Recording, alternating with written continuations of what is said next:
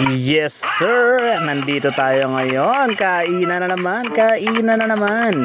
Dahil birthday ng aking bilas na si Daddy Mike. So nandito kami ngayon sa restaurant pang mayaman. At order pa lang ni Daddy Mike ay pang malakasan na. Eto na, let's go! The perfect bite pa.